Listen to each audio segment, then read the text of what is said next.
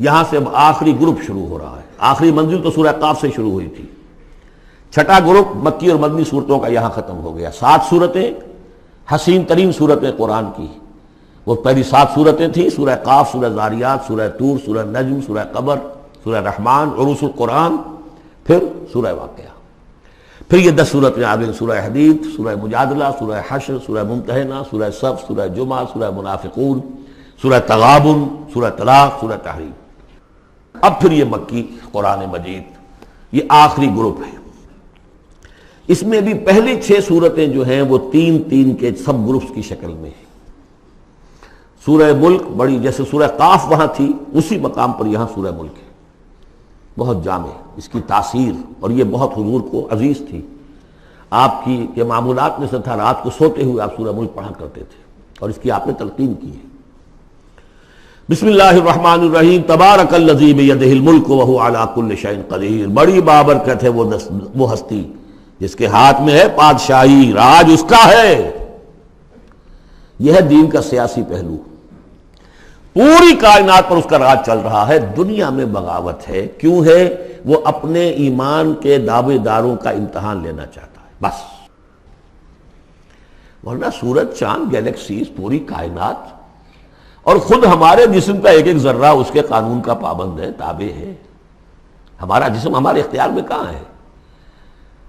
میں تنگ آ جاتا ہوں، 2 دن ہوتے ہیں یہاں سے تو طبیعت خراب ہو جاتی ہے، جب تک کہ پھر وقت لگتا ہے کینچی لے کر بیٹھتا ہوں. اگر میں چاہوں کہ یہاں بال نہ آئے، میرا جسم ہے، میرا تو اختیار نہیں، وہ تو آئیں گے. تو ہمارا جسم بھی جہاں تک اس کی فزیولوجی کا تعلق ہے، اس کی اناٹومی کا تعلق ہے، یہ سارا اللہ کے قانون کے تابع، میرے تابع تو نہیں. میں چاہوں میرا دل ذرا رک جائے، جب چاہوں میں اس کو سٹارٹ کر دوں تو یہ تو نہیں ہوگا. جب بند ہوگا بند ہو جائے گا، میرے اختیار میں نہیں ہے.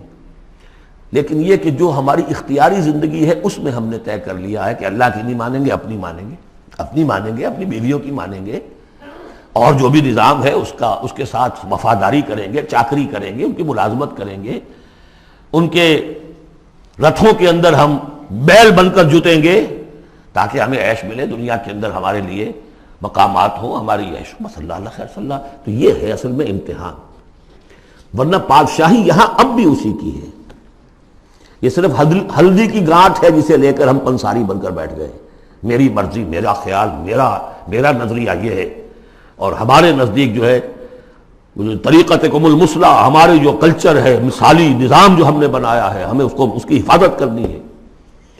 تبارک الذی بیدہ الملک وہو علی کل شیء قدیر. وہ ہر چیز پر قادر ہے. الذی خلق الموت والحیاۃ لیبلوکم ایکم احسن عملا. اب دیکھیے ہم نے حیات انسانی کا جو اب تک سمجھا ہے، جس کو کہ عمر نے، جو کہ بہت بڑا شاعر ہے، اس نے اپنی بیوی سے خطاب کر کے کہا ہے حیات ثم موت ثم بعث حدیث و خرافات یا ام عمری. یہ کیا ہے؟ زندگی پھر موت پھر زندگی، یہ کیا؟ یہ سب حدیث و خرافات معاذ اللہ. ہم نے بھی دیکھا پہلے کنتم امواتا فاحیاکم ثم یمیتکم ثم یحییکم ثم الیہ ترجعون. یہ وقفے کیوں ڈالے گئے؟ یہ موت کا وقفہ کیوں ڈال کر زندگی کا ایک حصہ نکال دیا علیحدہ؟ 30 40 50 60 سال یہ دنیا کی زندگی، پھر موت کا وقفہ. موت ایک زندگی کا وقفہ ہے، یعنی آگے بڑھیں گے دم لے کر. کیوں؟ اس کی حکمت بتائی جو ہم پڑھائیں سورہ واقعہ میں. قدرنا بینکم الموت، تمہاری ہی زندگی کا تسلسل ہے جس میں ہم نے ایک وقفہ موت کا ڈال دیا ہے. حیات لیبلوکم ایکم احسن عملا. یہ جو چنک علیحدہ کیا ہے یہ اس لیے کہ تمہاری آزمائش ہو، امتحان ہو، تمہیں جانچا جائے. وہ 3 گھنٹے کا امتحان ہوتا تھا جو دیتے تھے تم کبھی اسکولوں میں، اب یہ 30 برس کا سمجھ. اور واقعی 30 برس ہی ہوتے ہیں آدمی کے پاس. پہلی زندگی کے 20-25 برس ویسے گزر گئے، شعوری ابھی نہیں ہے. اور پھر ایک خاص عمر کے بعد جو ہے اعضاء ڈھیلے پڑ گئے، اور پھر یہ کہ لا یعلم من بعد علم شیئا. 30 نہیں ہوں گے 40 مل جائیں گے آدمی کو. کام تو یہی ہوتا اس کی زندگی کا. لیکن اس لیے ہے لیبلوکم ایکم احسن عملا، تاکہ تمہیں جانچے پرکھے دیکھے تم میں سے کون ہے اچھے عمل کرنے والا. اب دیکھیے علامہ اقبال کی جو نظم ہے زندگی کے موضوع پر، واقعہ یہ ہے کہ بہت چوٹی کی چیز ہے، بہت عمدہ چیز. تو اسے پیمانہ امروز فردہ سے نہ ناپ، جاویداں پہم دواں ہر دم جواں ہے زندگی. قلزم ہستی سے تو ابھرا ہے مانند حباب. جیسے سمندر میں ایک بلبلا سا ہوتا ہے. کتنی زندگی ہوتی ہے بلبلے کی. قلزم ہستی سے تو ابھرا ہے مانند حباب. اس زیاں خانے میں تیرا امتحان ہے زندگی. خلق الموت والحیات لیبلوکم ایکم احسن عملا. ہے کبھی جاں اور کبھی تسلیم جاں ہے زندگی. کبھی زندگی جان سے مترادف ہے، عبارت ہے. کبھی جان دینا اصل زندگی ہے. وَلَا تَقُولُوا لِمَنْ يُقْتَلُ فِي سَبِيلِ اللَّهِ أَمْوَاتٌ بَلْ أَحْيَاءٌ وَلَٰكِن لَا تَشْعُرُونَ. ہے کبھی جان اور کبھی تسلیم جان ہے زندگی. اصل زندگی جو ہے وہ جان دے دینے سے حاصل ہوتی. الذی خلق سبع سماوات طباقا. وہ اللہ جس نے بنائے 7 آسمان ایک دوسرے کے اوپر. آیات متشابہات میں سے ہے. ما تری فی خلق الرحمن من تفاوت. تم نہیں دیکھ پاؤ گے اللہ کی تخلیق میں کہیں کوئی فرق. اتنا محکم نظام ہے، اتنا محکم نظام. کیا کسی سائنسدان نے آج تک یہ بھی کہا کہ تخلیق میں یہاں نقص ہے؟ کسی نے کہا؟ زوالوجی کی فیلڈ میں یا باٹنی کی فیلڈ میں یا کسی اور فیلڈ میں، جیولوجی کی فیلڈ میں، ایسٹرونومی کی، کسی نے کہا ہے؟ ما تری فی خلق الرحمن من تفاوت فارجع البصر هل تری من فطور. پھر ذرا دوبارہ لوٹا لو اپنی نگاہ، دیکھ لو، ہر میدان میں دیکھ لو، کہیں تمہیں کوئی رکھنا نظر آتا ہے؟ اگر یہ تخلیق کامل ہے تو کامل حقیقت میں کون ہے؟ اس کا خالق، اس کا باری، اس کا مصور. بس یہ نظر نہیں آتا. سائنسدان سب کچھ دیکھ رہے ہیں. ڈھونڈنے والا ستاروں کی گزرگاہوں کا اپنے افکار کی دنیا میں سفر کر نہ سکا. بڑے بڑے صاحب بصیرت و بڑے بڑے عقل مند اپنی ناک تلے کے پتھر سے ٹھوکر کھاتے ہیں. دیکھ رہے ہیں ٹیلیسکوپ سے ٹھوکر کھا رہے ہیں وہاں جو سامنے پتھر پڑا ہوا ہے اس سے. یہ ہو رہا ہے آج ہمارے ساتھ. سپر جیل کا بسرا کر رہے ہیں. پھر لوٹاؤ ذرا اپنی نگاہ کو 2 مرتبہ اور.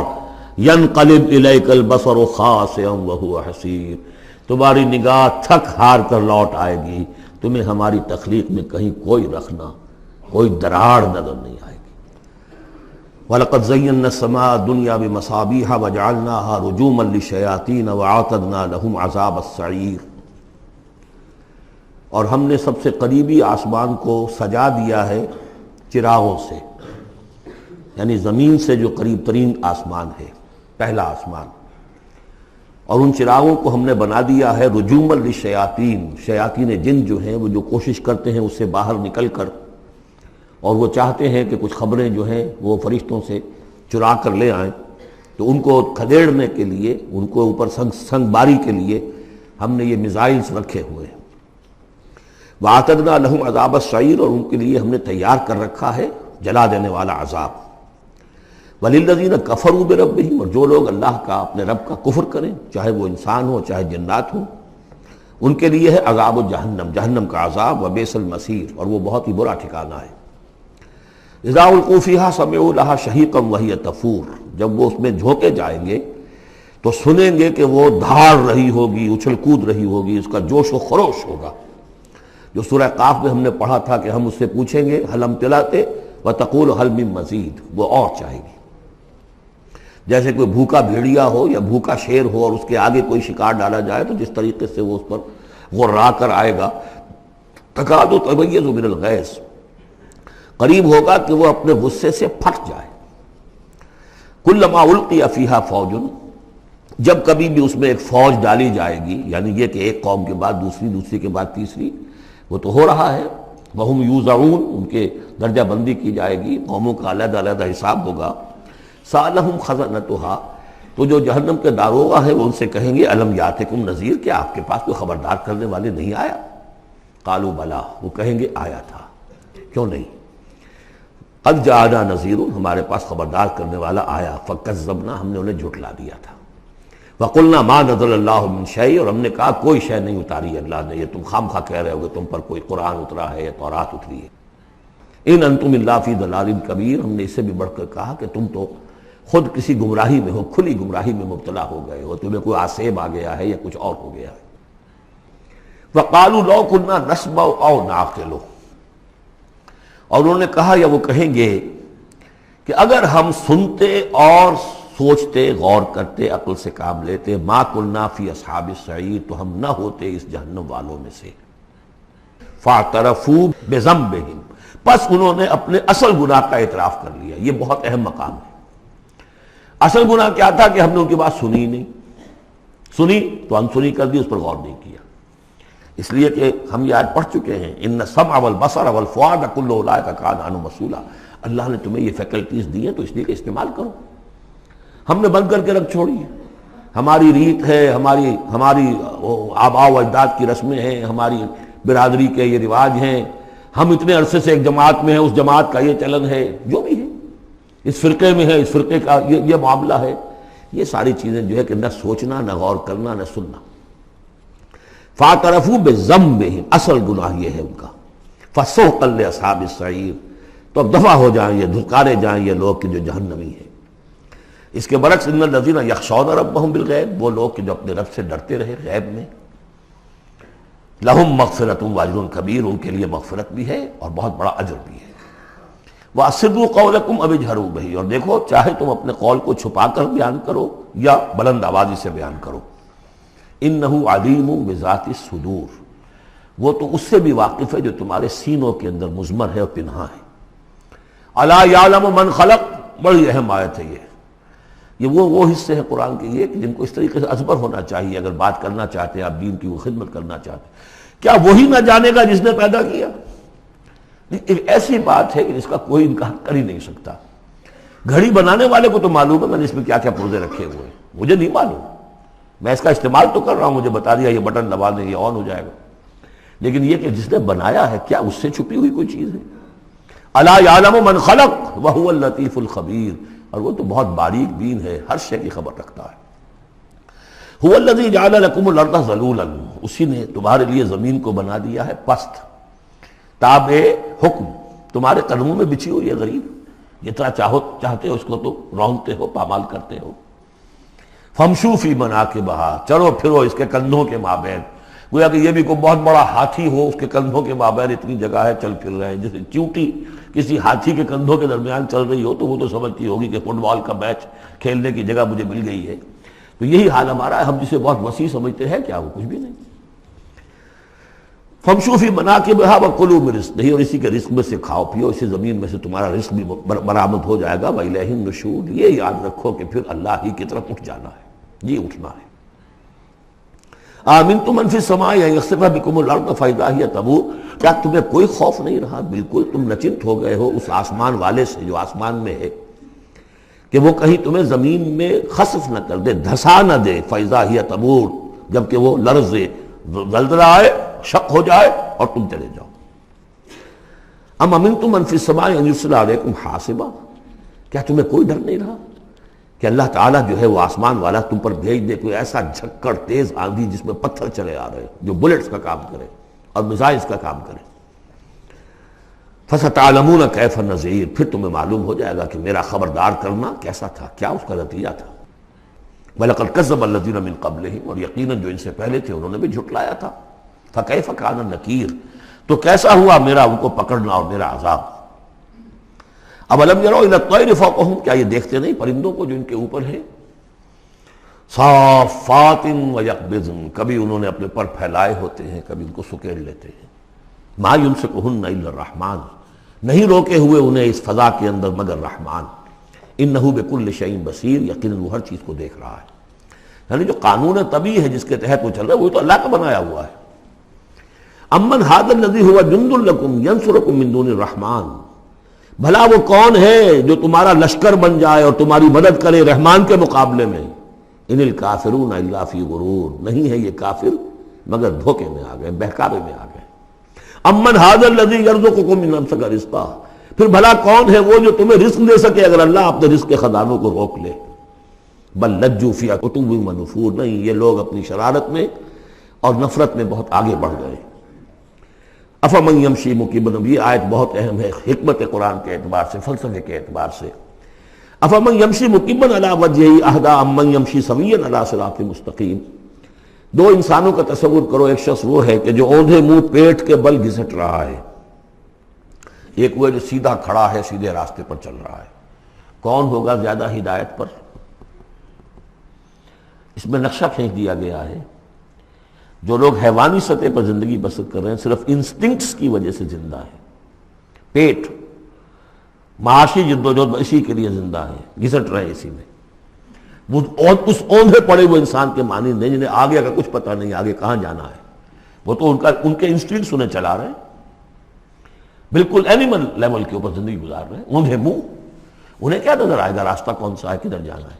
ایک شخص کھڑا ہے سیدھا، اپنی منزل اس نے معین کر لی ہے۔ یہ بالکل وہی فلسفہ ہے جو سورہ حج میں آ چکا ہے۔ انسان حقیقت میں وہی انسان ہے جس نے اپنا کوئی آدرش، کوئی نصب العین، کوئی مقصد، کوئی آئیڈیل زندگی میں بغیر کسی نصب العین کی زندگی گزار رہا ہے۔ ہی از این اینیمل۔ اولئک کالانعام بل ھم اضل۔ حیوانات جو ہیں یہ چوپائے، ان کی زندگی کا کوئی مقصد نہیں ہے، وہ تو اللہ نے ہمارے کام کے لیے پیدا کر دی۔ آپ انہوں کاٹوں گوشت کھائیں اور ان کی چڑوں سے جوتیاں بنائیں اور جی رہے ہیں وہ خالص انسٹنکٹس کے اوپر، ان کی جبلتیں ہیں، صرف جبلت کے تحت ہیں۔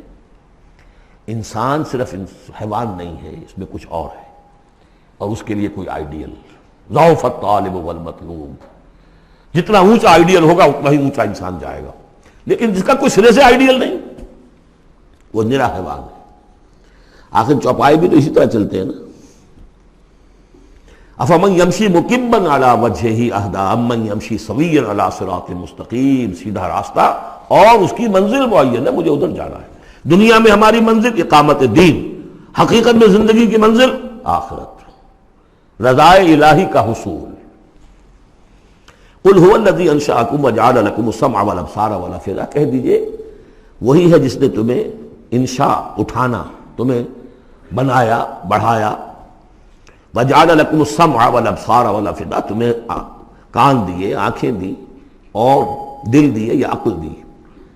عام طور پر قرآن میں سمع پہلے کیوں آتا ہے اور بصار بعد میں کیوں آتا ہے؟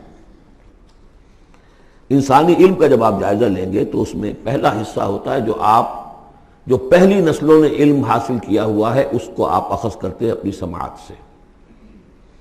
آپ سنتے ہیں، کلاس میں لیکچر ہو رہا ہے، پروفیسر لیکچر دے رہا ہے، جو کچھ ہوا ہے پہلے وہ آپ نے پچھلی نسلوں کا جو بھی ذخیرہ معلومات ہے وہ جمع کیا، اب آپ نے آبزرو کیا، کچھ اور معلومات حاصل کی، کچھ نئی حقیقتیں آپ پر منکشف ہوئیں، اور پھر آپ نے اس کو جوڑا، ایک قدم آگے گئے۔ ان السمع والبصر والفؤاد کل اولئک کان عنہ مسئولا قلیلا ما تشکرون، بہت کم ہی شکر ہے جو تم کرتے ہو۔ قل هو الذی ذرأکم فی الارض والیہ تحشرون، کہہ دیجئے اسی نے تمہیں پھیلا دیا ہے زمین میں اور اسی کی طرف تم اکٹھے کر دیے جاؤ گے، جمع کر دیے جاؤ گے۔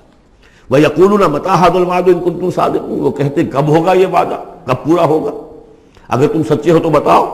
قُلْ إِنَّمَا الْعِلْمُ عِندَ اللَّهِ، کہہ دیجئے کہ اس کا علم اللہ کے پاس ہے۔ آخرت کب آئے گی؟ وَاللَّهُ عِندَهُ عِلْمُ السَّاعَةِ، اللہ ہی کے پاس اس کا علم ہے۔ وَإِنَّمَا أَنَا نَذِيرٌ مُّبِينٌ، اور میں تو بس صرف ایک واضح اور صاف صاف ڈرا دینے والا ہوں، اس کے سوا میری ذمہ داری کوئی نہیں۔ فَلَمَّا رَأَوْهُ زُلْفَةً، پھر جب وہ دیکھیں گے اس کو قریب آ گئی، سیئت وجوہ الذین کفروا، تو ان کے چہروں کے حلیے بگڑ جائیں گے، برے ہو جائیں گے ان کے چہرے، ان کافروں کے۔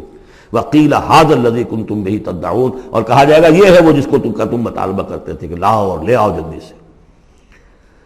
قل ارأیتم ان اہلکنی اللہ ومن معی او رحمنا فمن یجیر الکافرین من عذاب الیم، اے نبی ان سے کہیے دیکھو اگر مجھے میرا اللہ ہلاک کر دے، یا اور جو میرے ساتھ ہیں ان سب کو بھی ہلاک کر دے، یا اللہ تعالی ہم پر رحم فرمائے، سوال یہ ہے کہ تمہیں کون بچائے گا، کافروں کو کون بچائے گا عذاب علیم سے؟ ہمارا جو بھی ہو ہم ناکام رہ جائیں، تمہارے نزدیک ناکام ہو گئے، ہمارے نزدیک تو کوئی ناکامی ہے ہی نہیں۔ حل تربصون بنا الا احدی الحسنیین، دو اعلیٰ صورتیں ہیں، ان میں سے تیسری کوئی صورت ہے ہی نہیں۔ یا ہمارا رب ہمیں سب کو جام شہادت نوش کروا دے، کامیابی کامیابی، سب سے بڑی کامیابی تو یہی ہے، اور کامیاب ہو کر اگر واپس آ گئے تو تم بھی کہو گے کہ کامیاب ہے۔ لیکن تم سوچو کہ کافروں کو کون بچائے گا دردناک عذاب سے؟ قل هو الرحمن آمنا بہ، کہہ دیجئے وہ رحمان ہے، اس پر ہم تو ایمان لا چکے ہیں، وعلیہ توکلنا، اور اسی پر ہمارا توکل۔ نوٹ کر لیجیے یہ صورتیں جو ہے بالکل ابتدائی زمانے کی صورتیں ہیں۔ ابھی سمجھیے کہ یہ ابتدائی رد و قضا ہے، جس کی آخری شکلیں وہ ہیں جو سورہ انعام اور سورہ اعراف اور سورہ یونس اور سورہ ہود میں ہم دیکھا ہے۔ فَسَتَعْلَمُونَ مَنْ هُوَ فِي ضَلَالٍ مُبِينٍ، تو عنقریب تمہیں معلوم ہو جائے گا کہ کھلی گمراہی میں کون تھا، ہم تھے یا تم تھے۔ قُلْ أَرَأَيْتُمْ إِنْ أَصْبَحَ مَاؤُكُمْ غَوْرًا، ذرا ایک بات پر اور غور کرو، اگر تمہارا یہ پانی جو زمین کا ہے وہ نیچے اتر جائے، کبھی کبھی ایک دم بہت جو ہے ایک الارم ہو جاتا ہے کہ پانی کی سطح نیچے جا رہی ہے، بارشیں کم ہوئی ہیں، پانی کی سطح نیچے جا رہی ہے، کہاں سے لائیں گے پانی؟ وہ تو پھر بھی ابھی ایک حد تک ہی نیچے جاتی ہے، یہ پانی اور نیچے چلا جائے۔ فَمَنْ يَأْتِيكُم مِّن مَّاءٍ مَّعِينٍ، کون ہے وہ جو لائے گا تمہارے پاس وہ پانی صاف نتھرا ہوا پانی؟